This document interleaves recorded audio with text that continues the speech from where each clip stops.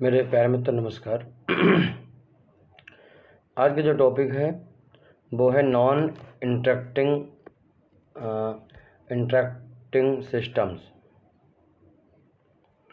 तो non interacting system में क्या होता है कि हमारे अब तक हम लोगों ने किसी एक टैंक ले लिया, उसमें मटेरियल इन करता था, मान लेते थे Q फ्लूइड से इन कर रहा है और आउटलेट में Q1 फ्लूइड से आउटलेट हो रहा है और उसमें कुछ एक्यूमुलेशन भी होता था, जिसकी वजह से हम देखा कि वो कैपेसिटेंस और रेजिस्टेंस टाइप का सिस्टम बनता था।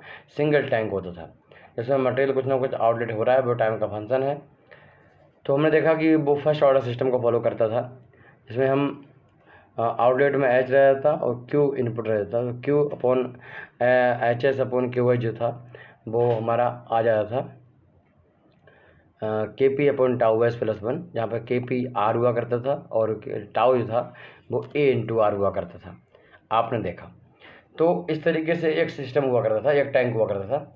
अगर वो टैंक दोनों सीरीज में लगे हैं और वो टैंक आपस में नॉन इंटरेक्टिंग हैं तो किस तरीके से ट्रांसफर फंक्शन फाइनली निकल के आएगा, आइए हम उसको सीखते हैं। हैंडल लीजिए non interacting tank system. Non interacting मतलब आपस में इनका इंटरेक्शन नहीं है। 2 या 3 टैंक हो सकते हैं। यह है हमारा टॉपिक।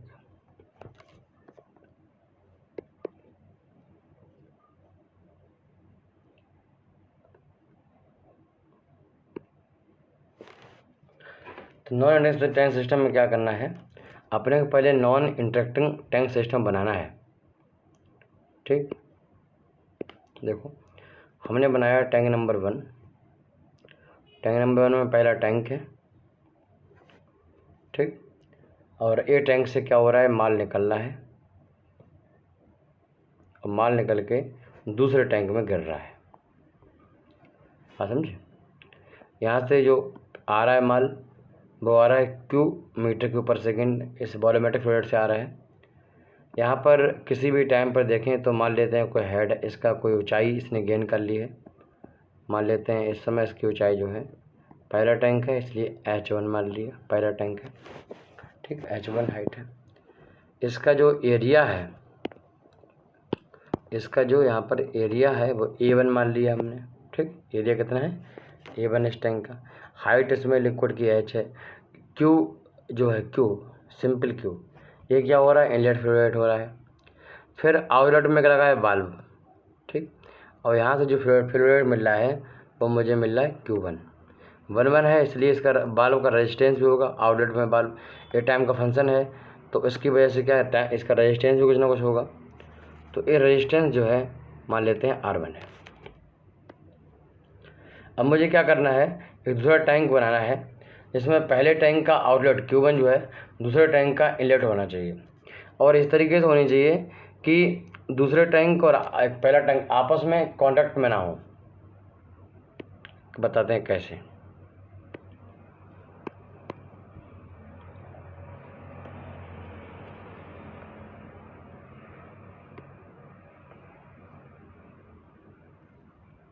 जी हो गया।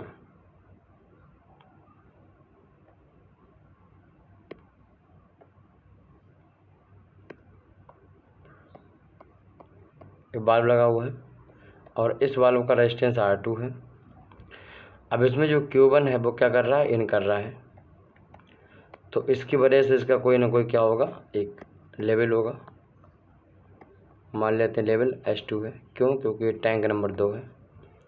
वाल्व रेजिस्टेंस का इसका आउटलेट है Q2, समझ गए। ये दोनों टैंक नॉन इंटरेक्टेड हैं, इसका क्या मतलब है वो समझिए। इसका पहला मतलब ये है कि जो इसका जो पहले वाले का आउटपुट है वो डायरेक्टली के हवा के माध्यम से गिरता हुआ दूसरे में आएगा। ऐसा नहीं होगा कि इस तरह टैंक से निकल के सीधे दूसरे टैंक में जा रहा है, ऐसा कुछ नहीं होगा, ठीक। यानी इसका हवा के माध्यम से निकलता हुआ इसमें गिरेगा, ठीक, आपको सामने दिखाई दे गिरता हुआ। और ये तो एक सिंपल मीनिंग है। और दूसरा टेक्निकल मीनिंग है वो है कि जब भी हम एक टैंक का लिक्विड दूसरे में ट्रांसफ़र करते हैं तो कंडीशन ये है कि जब पहले वाले टैंक में लिक्विड लेवल ज़्यादा होगा और दूसरे में कम होगा तभी लिक्विड ट्रांसफ़र होगा पहले से दूसरे में। अगर पहले में कम है दूसरे में लेवल ज़्यादा है तो ट्रांसफ़र नहीं होगा बल्कि बैक आएगा। ठीक। नंबर 2, अगर हमने देखा कि आगे कोई टैंक नहीं है, जैसे हमारे इस केस में जो हम पढ़ रहे हैं आज, तो इसका रेजिस्टेंस जो होता है वो सिर्फ जो है पहले वाले लिक्विड टैंक की जो हाइट है इस पर डिपेंड करता है। बात समझे। बट अब रेजिस्टेंस जो है वो दोनों पे डिपेंड करेगा, वो दोनों टैंक की हाइट डिपेंड करेगा अगर दोनों इंटरेक्टेड हैं तब। नंबर 1, क्यू जो है, क्यू अगर हमारा दोनों टैंक अलग अलग हैं, जिस तरीके से हमने पढ़ रहे हैं वो उस केस में नॉन इंटरेक्टेड हैं, तो क्यू वो सिर्फ और सिर्फ पहले टैंक की हाइट पर डिपेंड करता है, यानी जो निकलने वाला Q1 है वो पहले टैंक डिपेंड करता है। बट अगर ये 1 और 2 आपस में जुड़े हुए हैं, कनेक्टेड हैं, तो Q1 जो है जो निकलेगा पहले से, कितना माल ट्रांसफ़र होगा पर यूनिट टाइम में, वो डिपेंड करेगा इन दोनों का जो लेवल है उनके डिफरेंस के, पॉजिटिव डिफरेंस के, उस पर डिपेंड करेगा। तो सिंपल समझो कि जो पहले वाले का आउटलेट डायरेक्टली अगर जाता हो बिना हवा के टच में आए हुए तो वो नॉन इंटरेक्टिंग सिस्टम होता है, जबकि यहाँ पर इसलिए ये नॉन इंटरेक्टिंग सिस्टम है। Number 2, zip flow rate Q1 जो है अगर सिर्फ उसी टैंक की हाइट पर डिपेंड करता है तब तो वो नॉन इंटरेक्टेड है। अगर Q1 दोनों टैंक की हाइट डिपेंड करता है, उनके डिफरेंस डिपेंड करता है, तो वो क्या है, इंटरेक्टिंग सिस्टम में। हम दोनों पढ़ेंगे, नॉन इंटरेक्टिंग और इंटरेक्टिंग, तो आपको पूरा समझ में आ जाएगा। आपको सिंपल इतना समझना है कि भैया जो फ्लो रेट होता है वो क्या करता है, वो लिक्विड की जो टैंक की हाइट डिपेंड करता है। अगर हाइट ज़्यादा होगी लिक्विड की उसमें तो फिर वो बहुत ज़्यादा माल निकलेगा, तेज़ी से आ रहा होगा, और भाई अगर हाइट कम होगी तो कम आएगा। बट अगर ट्रांसफ़र कर रहे हैं एक पाइप से दो टैंक में, तो जो Q1 है वो उन दोनों टैंक की जो हाइट का डिफरेंस है उन पे डिपेंड करता है। ठीक। तो अगर वो सिंगल पे डिपेंड करता है अपने पे तो नॉन इंटरेक्टिंग है। इसको सिंपली समझो एक लाइन में कि भैया Q1 जो है ओनली फंक्शन ऑफ H1। अगर ऐसा है इसका मतलब है जी नॉन इंटरेक्टेड है, इंटरेक्टिंग टैंक है। ठीक। और अगर Q1 डिपेंड करेगा H1 और H2 इन दोनों पे, तो फिर क्या होगा, वो हमारा इंटरेक्टेड होंगे। आगे हम बताएंगे इसके बारे में। चलिए, फिलहाल जिस सब कहानी आपने समझ ली,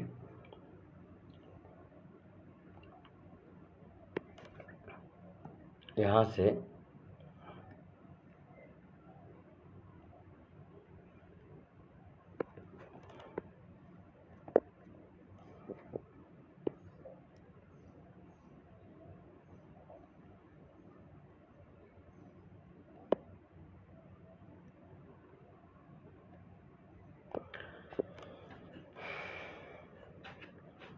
तो भैया अब हम क्या करने वाले हैं, अब हम पहले टैंक 1 के लिए मास बैलेंस करेंगे, फिर हम 2 के लिए करेंगे। एजम्पशन इसमें हमने ये माना है कि चाहे टैंक 1 हो या 2 हो, दोनों में डेंसिटी चेंज नहीं होती है। देखो एजम्पशन,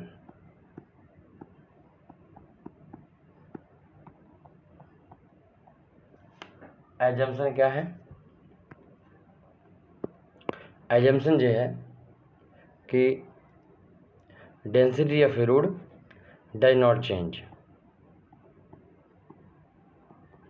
चेंज। ठीक। यहाँ लिख लो, लाइन लिख लो, here first level does not depends upon the second tank level. यानी H1 जो है, यहाँ पर जो H1 है वो डिपेंड नहीं करता है H2 पर। ठीक। चलिए अब देखो फॉर टैंक 1 यहाँ पर लिख लो, फॉर टैंक 1 के लिए क्या आपको बैलेंस करना है, तो इनफ्लो माइनस आउटफ्लो बराबर रेट ऑफ एक्यूमुलेशन। कितना मास फ्लो अटेन हो रहा है, तो क्यू वॉल्यूम फ्लो कितना क्यू और डेंसिटी मल्टीप्लाई कर दो, आउट कितना हो रहा है, वॉल्यूम फ्लो कितना है, वॉल्यूमेट्रिक फ्लो रेट है Q1 और डेंसिटी कितनी है रो। ठीक,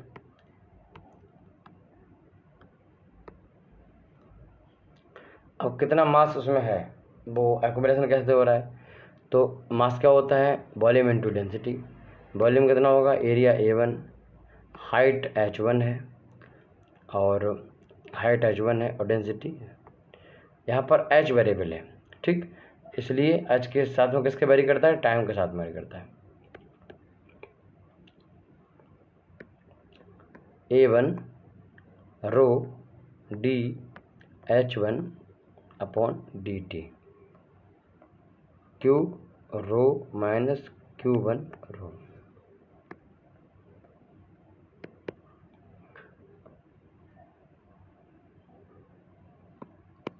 तो यहाँ पर स्पेशली ध्यान दो, जो रो है वो कैंसिल आउट हो जाएगा, रो क्या हो जाएगा, रो कैंसिल आउट हो जाएगा, Q बचा माइनस Q1 बचा और A1 बचा DH1 अपॉन dt। ठीक, जो Q1 है इसकी कहानी क्या है, देखो जो बाल्ब के बाद फ्लो निकलता है वो Q होता है H अपॉन R के बराबर, बात समझे, ऐसे होता है। तो Q यहाँ पर 1 है पहले टैंक के लिए और H1 है, तो इसको हम यहाँ पर पुट कर देंगे। ठीक, जहाँ जहाँ बाल्ब के बाद वो आपको चेंज करना है, ऐसे Q को H में कन्वर्ट करना है। ठीक, क्योंकि फाइनली H ही हमारा आउटपुट है। और इसमें क्या हो रहा है, इसमें आउटपुट इनपुट क्या है, पहले टैंक के लिए जो आउटपुट है वो A1 है, वो H1 है आउटपुट और इनपुट है Q। दूसरे टैंक के लिए इनपुट है Q1 और आउटपुट है H2। ओवरऑल देखेंगे तो आउटपुट होना चाहिए हाइट, तो हाइट दूसरे लेंगे हम H2 और Q लेंगे, तो H2 और Q में रिलेशन मुझे फाइनली निकालना है। तो यहाँ पर फिलहाल हम पहले टैंक के लिए कर रहे हैं, तो Q माइनस H1 की वैल्यू पुट कर दी हमने, H1 upon R equal to A1 DH1 upon dt। ये हो गई अनस्टेडी स्टेट इक्वेशन नंबर 1। अब देखो at steady state QS H1S R equal to A1 area constant है, इसको कैपेसिटी भी बोलते हैं, DH2 हालांकि कैपेसिटी मतलब वॉल्यूम होता है, D वो H1S इक्वेशन नंबर 2। दोनों घटाओ और डिवीजन वेरिएबल इंट्रोड्यूस करा दो, तो Q minus QS minus H1 minus H1S A1 DH1 minus H1S।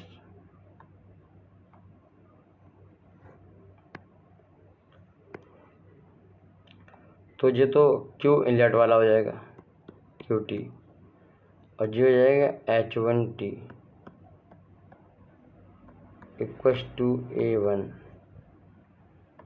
और DH1 अपॉन D2। इनका लिखो लाप्लास लेने पर,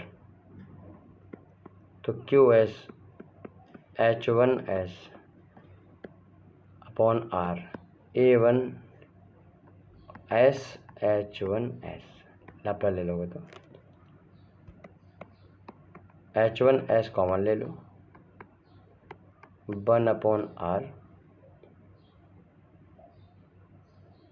हाँ अब R, तो पहले वाले का जो पहले टैंक लगा रहे हैं ना, तो जहाँ जहाँ पहले टैंक लगा रहे हो तो पहले टैंक का तो हमने R1 माना है, तो उसको R1 लिख लो फिलहाल, R1 मान लो R1।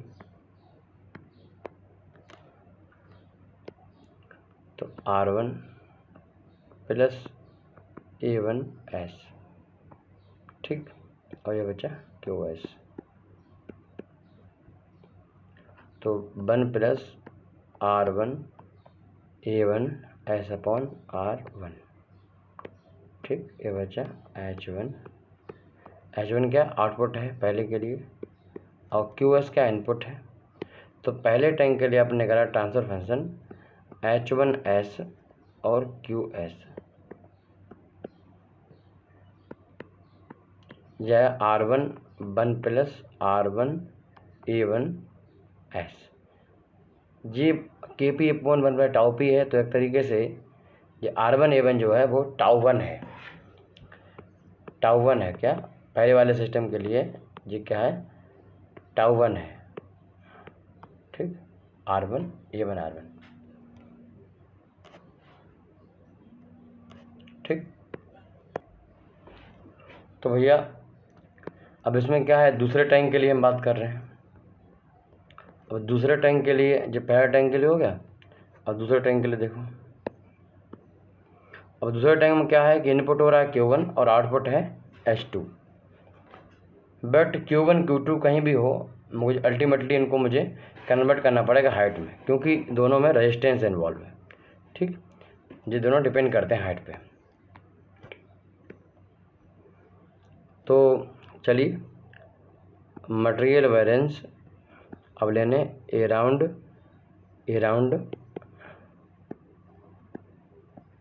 Tank number 2।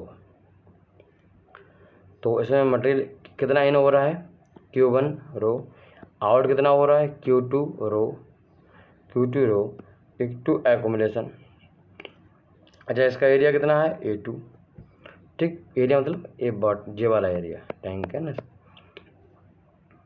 और D/dt M लगाना है, M क्या है वॉल्यूम इनटू डेंसिटी, वॉल्यूम कितना H2A2, डेंसिटी है रो। देखो डेंसिटी तो कांस्टेंट है, कॉमन ले काट देंगे, तो ये तो भैया यहाँ से फाइनली कैंसिल हो जाएगी, बच्चे Q1 minus Q2 equals to A2 DH2 upon DT, समझ गए। अच्छा Q1 Q2 दोनों ऐसे फ्लो हैं जो किसी बारिश होकर निकलते हैं, तो Q1 जो होगा वो होगा H1 अपॉन R1 और जो होंगे H2 अपॉन R2, क्योंकि यहाँ पर जो फ्लो है वो सिर्फ सिंगल टैंक की हाइट पर डिपेंड करता है, दूसरे टैंक की हाइट से कोई लेना देना नहीं है, इसलिए Q1 डायरेक्टली इसके बराबर हो गया और Q2 इसके बराबर हो गया। अगर मान लो दो टैंक होते इस तरीके से, तो अब जो Q1 इसकी हाइट H1 डिपेंड करता है H2 पे, तो मान लो H1 ज़्यादा है और H2 कम है, अगर फ्लो हो रहा है, अगर मुझे फ्लो कुछ मिल रहा है तब, तो इसका मतलब क्या है H1 minus H2 upon R1, तब ए वैल्यू पुट करोगे Q1 की। हम अगले जब कैटेगरी पढ़ेंगे Q1 तो वहाँ Q1 की वैल्यू ए हो जाएगी, क्योंकि अब Q1 जो है वो सिर्फ इस पर डिपेंड नहीं करता, अब इस पर डिपेंड करता है, तब Q1 H1 minus H2 upon R1 होता है। फिलहाल अभी अपने टॉपिक पे आते हैं, हम पढ़े नॉन इंटरेक्टिंग। तो यहाँ पर जो H2 है वो दूसरे आउटपुट तरह है और H1 जो है वो इनपुट तरह है, ठीक। तो हम इसको इस तरीके से समझेंगे। यहाँ पर जिस तरीके से Q1 इनपुट है इस टैंक का, सिमिलरली उसका H1 भी एक तरीके से इनपुट ही है। क्यों? क्योंकि अगर H1 ज़्यादा होगा तो Q1 भी ज़्यादा होगा ना। तो स्पेशली Q1 अगर डिस्टर्बेंस तरह काम कर रहा है, इनपुट तरह काम कर रहा है, तो H1 भी एक डिस्टर्बेंस तरह काम कर रहा है। लेवल बढ़ा दिया तो तुरंत Q1 बढ़ जाएगा, बात समझे ना। अच्छा, अब इसका हम एट स्टडी स्टेट कर लेते हैं। तो H1S R1 H2S upon R2 equals to A2 DH2S upon DT। Equation number 4, equation number 3 दोनों घटा लो। दोनों घटा लोगे तो H1 minus H1S upon R1 H2 minus H2S upon R2 DH2 minus DH2S DT।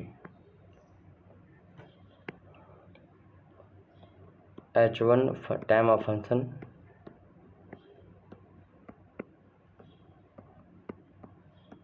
H2 time of function, division variable introduce करवा दिया।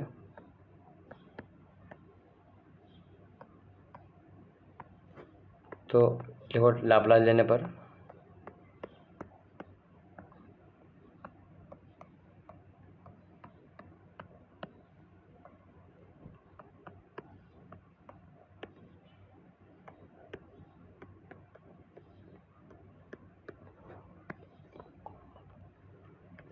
अब देखो H2 उधर ले लो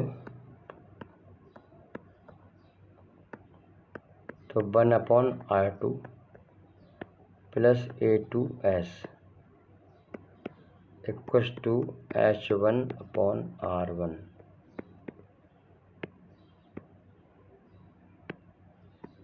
H1 R1 तो 1 plus A2 R2S upon R2 ठीक है H2S।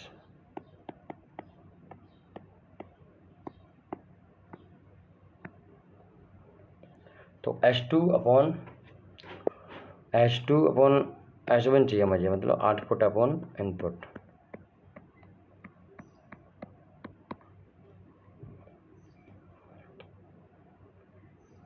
तो 1 अपॉन R1 इंटू, इसको मुझे क्या करना है 1 अपॉन R1 जो हो गया, और इसको डिवाइड में लाना है और फिर उल्टा कर देंगे तो R2 हो जाएगा, नीचे हो जाएगा 1 plus A2 R2S equals to ऐसे लिखते हैं R2 अपॉन R1 ऐसे लिख सकते हैं, और 1 प्लस A2 R2S जो हो गया टाउ 2। ध्यान दो, अब भैया H2S upon H1S equals to हो गया R2 अपॉन R1 और 1 प्लस A2 R2S, समझ गए। और इससे पहले हमने क्या निकाला था, हमने निकाला था यहाँ पर हम लोगों ने जो निकाला था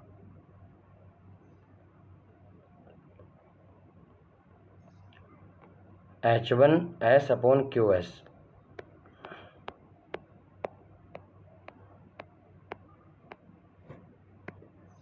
H1S upon QS equals to R1 upon 1 plus tau 1 मतलब R1 A1S, समझ गए जो निकाला था। अब मुझे जिप टैंक 2 के लिए है और ए टैंक 1 के लिए है, मुझे ओवरऑल चाहिए। ओवरऑल का मतलब क्या है, आउटपुट अपॉन इनपुट। इनपुट क्या होना चाहिए, नीचे क्यू आना चाहिए, नीचे क्या आना चाहिए, नीचे क्यू आना चाहिए, और ऊपर आउटपुट मतलब दूसरे वाले का आना चाहिए, समझ गए। ये हमें चाहिए H2 ऊपर और H1 नीचे। तो अगर आप सिंपली, अच्छा इक्वेशन नंबर 5 बोल दो इसको, इक्वेशन नंबर 6 बोल दो, तो इन 5 और 6 की डायरेक्टली मल्टीप्लाई कर दो। अगर H2S अपॉन H1S की मल्टीप्लाई कर दें हम, H1S QoS में, समझे। तो देखो ध्यान से, Q1S कैंसिल हो जाएगा और मुझे यही मिल जाएगा जो मैं चाहता हूँ, समझे। मुझे क्या चाहिए, मुझे चाहिए H2S अपॉन QoS, वो मुझे मिल जा रहा है। सीधे मल्टीप्लाई करो, R2 upon R1 divide by 1 plus A2 R2S into R1 1 plus A1 R1S। R1 से R1 कैंसिल हो गया, यहाँ बचा ऊपर R2, इसको मैंने बोल दिया 1 प्लस टाउ 1S, इसको बोल दिया 1 प्लस टाउ 2S, और ये हो गया H2S अपॉन क्या हुआ Q2S। जो हम सिंगल ट्रायंगल निकालते थे हाइट और Q इनके टर्म में सेम वैसे निकाल दिया है। तो अगर कोई टैंक ऐसा है, टैंक सिस्टम ऐसा है कि नॉन इंटरेक्टिंग है, तो उसके लिए ओवरऑल ट्रांसफर फंक्शन इस तरीके निकल के आएगा। ध्यान रखिए कि ऊपर R1 नहीं आता है, सिर्फ R2 आता है, पहली बात। नंबर 2, नीचे 1 प्लस टाउ 1S और 1 प्लस टाउ 2S दोनों आते हैं।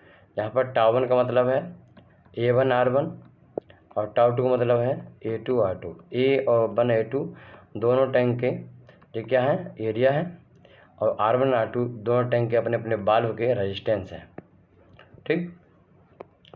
तो ओवरऑल हम देखें तो हमारे पास एक सिस्टम है, इसमें इन हो रहा है तो QoS इन हो रहा है, इसका आउटपुट क्या था, H1S आउटपुट था। दूसरा वाला सिस्टम है जिसका H1 इनपुट है बट आउटपुट क्या है, H2S है, ठीक। इसमें 1 अपॉन या मान लो R1 1 प्लस टाउ 1S, ठीक। दूसरे में क्या है, इसका ट्रांसफर R2 अपॉन R1 और 1 प्लस टाउ 2S, ठीक। अगर आपको ओवर ट्रांसफर फंक्शन चाहिए तो दोनों का सीधे क्या करना, मल्टीप्लाई कर देना है और आंसर आ जाएगा। मल्टीप्लाई करने पर क्या आएगा, R2 ऊपर आ जाएगा और नीचे 1 प्लस टाउ 1S और 1 प्लस टाउ 2S आ जाएगा। अगर ऐसा ट्रांसफर फंक्शन आता है तो आपको इसका इनपुट जो है वो लिखना पड़ेगा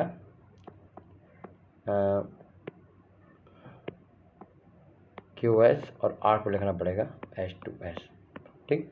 ये थी कहानी। अगर हम इन दोनों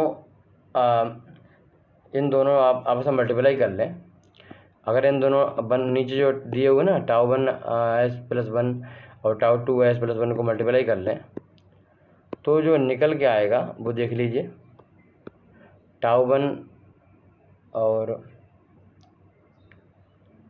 tau 1 tau 2 S square plus tau 1 plus tau 2 S plus 1, ये निकल के आएगा। आप देख पा रहे हो ये जो है इसमें S स्क्वायर आ गया है, मतलब ये सिस्टम जो है अब सेकेंड ऑर्डर को फॉलो कर रहा है। तो अगर 2 टैंक हम सीरीज में जोड़ दें तो सेकेंड ऑर्डर बन जाता है, ऐसे अगर n टैंक जोड़ दें तो वो n ऑर्डर का बन जाएगा, समझ गए। मान लो इसमें कोई वैल्यू हो 4S square plus 3S plus 1 इसके बराबर, ठीक। तो टाउ स्क्वायर वैल्यू पर हम तुलना करेंगे तो हो जाएगा 4, तो यहाँ से टाउ निकाल लेंगे। ऐसे ही 3 जो है वो आपको याद होगा सेकेंड ऑर्डर के लिए 2 जेटा टाउ, ये वैल्यू 3 बराबर पुट करें और टाउ की वैल्यू तो रख दें 2 इंटू जेटा इंटू टाउ की वैल्यू 2 बराबर 3, 3/4 बराबर 0.75, एक से कम है मतलब अंडर डैम्प है, समझ गए। तो इसमें क्या होता है, इसको नोट लिख लो इस पॉइंट के बारे में। अगर 2 टैंक हैं और नॉन इंटरेक्टिंग हैं तो उनके बारे में लिख लो है आपको, देखो non interacting tanks always make a over damp, या तो ओवर डैम्प होंगे और क्रिटिकली डैम्प होगा, मतलब या तो जेटा की वैल्यू मोर देन 1 होगी, जेटा की वैल्यू 1 होगी। ठीक, कभी भी लेस देन 1 नहीं हो सकती फॉर सेकेंड ऑर्डर सिस्टम। लिखो neighbour is an under dam system, मतलब जेटा की वैल्यू लेस देन 1 कभी नहीं होगी। ठीक, सिंपल हमने लिखवाया यहाँ पर। अगर नॉन इंटरकनेक्टेड टैंक है तो या तो जेटा की वैल्यू मोर देन 1 होगी या बराबर 1 होगी, मतलब या तो हमारा सिस्टम ओवर डैम्प होगा या फिर क्रिटिकली डैम्प होगा। जो मैंने आपको बताया जेटा की वैल्यू आधार पर डिवाइड करते हैं होगा, बट कभी भी अंडर डैम्प नहीं होगा। ठीक, तो ये थी कहानी नॉन इंटरकनेक्टेड टैंक की। नेक्स्ट क्लास हम लोग पढ़ेंगे इंटरकनेक्टेड टैंक, जिसमें काफ़ी मज़ा आने वाला है। अच्छा, जो एग्जाम्पल मैंने ऊपर दिया हुआ है आपको, जो मैंने सिर्फ ऐसे अपने मन से लिख दिया था, इसलिए ये 0.75 आ रहा है। इससे कोई हमारा जिस सब काल्पनिक है, इसका रियलिटी से कोई संबंध नहीं है। मैं बताना चाह रहा था कि अगर एग्जाम में दिया होगा तो टाउ 1 टाउ 2 जगह कुछ वैल्यू दी होगी, है ना। तो इस तरीके से टाउ 1 टाउ 2 वैल्यू दी होगी, टाउ 1 वैल्यू दी होगी, टाउ 2 निकालो, जो भी है वो सब ऐसा ही, मतलब कहने मतलब जो है इस टाइप से एग्जाम में क्वेश्चन आएगा। ठीक है, बेसिकली यहाँ पर जेटा जो है वो लेस देन 1 नहीं होता है। ओके, फिर मिलते हैं। तो मैं आपको बता दूं कि नेक्स्ट लेक्चर हम लोग अच्छे से पढ़ते रहेंगे। अगर आप हमारी क्लास को यूट्यूब पर देख रहे हैं तो आप याद रखिएगा, हम 10 सब्जेक्ट केमिकल इंजीनियरिंग के पढ़ाते हैं बहुत बेहतरीन तरीके से। जो APC चल रही है उसी का एक हिस्सा है।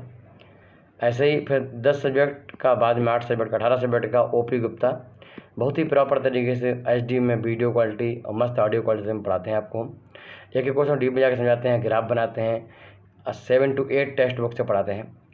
फिर हम आपके टेस्ट 3 लेते हैं। अब देखोगे हमारे 50% से ज़्यादा क्वेश्चन अभी एग्जाम में तो 90% क्वेश्चन हमारे टेस्ट सीरीज से ही आ जाते हैं। तो टेस्ट सीरीज लेके आपको हम ख़त्म करते हैं। बहुत ही सुपर तरीके से हमने आपको पढ़ाया हुआ है। इंडिया से बाहर के सभी बच्चों का अनुरोध है कि वो क्लास को जरूर ज्वाइन करें। हमारे 2 एप्लीकेशन हैं प्ले स्टोर पे। पहला एप्लीकेशन है केमिकल गुरु, इंडस्ट्री छपी होगी, केमिकल गुरु ऊपर ही आ जाएगा। ठीक, केमिकल और गुरु GURU। ठीक, तो ये जो यूट्यूब चैनल है उसी नाम से है। तो ये क्या है कि इस पर हम टेक्निकल पढ़ाते हैं 28 सब्जेक्ट। नंबर 2 केमिकल इंजीनियरिंग पढ़ाते हैं। और नंबर 2 सब्जेक्ट हमारा एक एप्लीकेशन है IICA, इस पर हम नॉन टेक पढ़ाते हैं और इसमें और कई चीज़ें पढ़ाते हैं। जैसे इफ़को के लिए पेपर होता है एक एग्रीकल्चर वालों के लिए, वो भी यहीं मिलेगा आपको IICA पे। मैथ का, रीजनिंग का सारे लेक्चर आपको टीचर यहीं पढ़ाएंगे आपको IICA पे। क्लास 1 से 12 तक CBSE बोर्ड, SSC बोर्ड के सारे सब्जेक्ट पढ़ाएंगे IICA पे। बहुत ही सुपर तरीके से हम पढ़ाते हैं आप लोगों को। इंडिया के सबसे अच्छे टीचर बहुत ही मिनिमम कॉस्ट आपको पढ़ाएंगे। कोटा के, दिल्ली के, इलाहाबाद के टॉप टीचर आपको पढ़ाएंगे। एवरी डायमेंशन से, एवरी कंपटीशन के सब्जेक्ट यहाँ मिलते हैं। ठीक, तो आप दोनों एप्लीकेशन डाउनलोड कर लीजिए अच्छे से और इनको क्लास को स्टार्ट करिए। 9897997874 ये मेरा व्हाट्सअप नंबर है इंडिया वालों के लिए, तो इस पर आप व्हाट्सअप करके हमें बता सकते हो। और जो इंडिया से बाहर के लोग हैं वो एप्लीकेशन डाउनलोड करेंगे, प्रोफाइल पूरा भरेंगे, फ़ोटो लगाएंगे, उसके बाद वहीं चैट बॉक्स में मुझे मैसेज करेंगे। नमस्कार।